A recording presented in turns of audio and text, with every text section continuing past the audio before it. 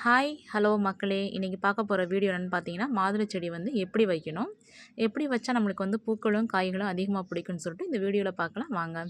இது வந்து நம்ம அரசு தோட்டக்கலை மற்றும் பண்ணையில் வாங்கின மாதுளை செடி. இதோட ரேட் வந்து 60 ரூபா. கடைகளில் வந்து 150 ரூபா சொன்னாங்க. ஆனால் இங்கே வெறும் 60 ரூபாய்க்கு கொடுக்குறாங்க அரசு தோட்டக்கலையில். அதுக்கு ஒன்றும் பிரச்சனை இல்லை. இங்கே பாருங்கள், வார வாரம்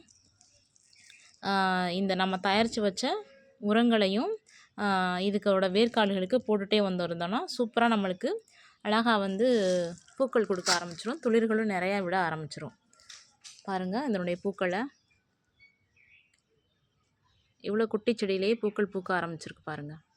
நேற்று வந்து நம்மளுடைய பன்னீர் ரோஜா வந்து பூக்க ஆரம்பிச்சிருச்சு. இன்றைக்கி வந்து மாதுளை வந்து பூக்க ஆரம்பிச்சிருச்சு. நான் அந்த சம்மர் டேஸில் தான் வாங்கி வச்சேன். சம்மர் டேஸில் நம்ம செடிகள் வாங்கி வைக்கும்போது அதிகளவு லிக்விட் ஃபெர்டிலைசர் வந்து கொடுத்துட்டே இருக்கணும்.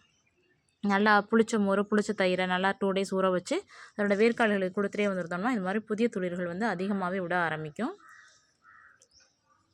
ஊனி வைக்கும்போது உங்கள்கிட்ட காமிச்சிருப்பேன். ஆல்ரெடி உள்ள ஷார்ட்ஸில் போய் பாருங்கள். ஒரு ஸ்டிக்கு மட்டும்தான் இருக்கும்.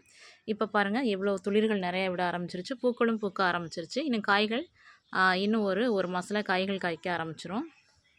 இதான் நம்ம வீட்டில் வளர்க்கக்கூடிய மாதுளை செடி. இதை எப்படி வைக்கணும்னு சொல்லிட்டு பார்த்தீங்கன்னா, அதே ப்ரொசீஜர் தான். 2 டேஸ்க்கு இந்த செடியை வந்து நிழல் பாங்கான இடத்துல வச்சுட்டு புளிச்ச மோர், புளிச்ச தயிரை தெளிச்சுட்டே வரணும். இந்த குழி நோண்டும் போது நம்ம தொழு உரங்கள், நம்மளுடைய மண்புழு உரம், சாண உரம் எல்லாத்தையும் சேர்த்து ஒரு உரம் தயாரித்து வச்சோம்ல, அதை வந்து இந்த குழியில் போட்டு வச்சிடணும். அப்புறம் ஊனும்போது ஊனி வச்சிட்டிங்கன்னா சூப்பராக அடியிலேருந்து உங்களுக்கு வந்து நம்ம உரங்கள் போட்டனால செடிகளோட வேர்கள் வந்து அழுத்தமாக பிடிச்சி சீக்கிரமாக வளர ஆரம்பிச்சிடும். நிறைய துளிர்கள் விட ஆரம்பிக்கும். அதுக்கப்புறம் நம்மளுக்கு பூக்களும் இங்கே பாருங்கள், இந்த மாதிரி அழகாக பூக்க ஆரம்பிச்சிடும். இன்னும் குட்டி முட்டை தான் அங்கிட்டு ஒன்று இருக்குது. அப்படி லைட்டாக தெரியுது. அப்படி பைய நம்மளுக்கு வந்து காய்கள் வந்து அதிகமாக கொடுக்க ஆரம்பிச்சிடும்.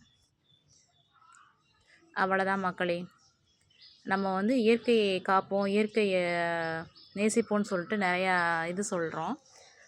நம்ம வந்து செடிகளையும் மரங்களை வந்து நிறையா பொது இடங்களில், பள்ளிகள், கல்லூரிகள், சாலை ஓரங்களை வந்து நம்மளால் முடிஞ்சளவு ஒரு மரமாச்சும் நட முயற்சி செய்வோம்.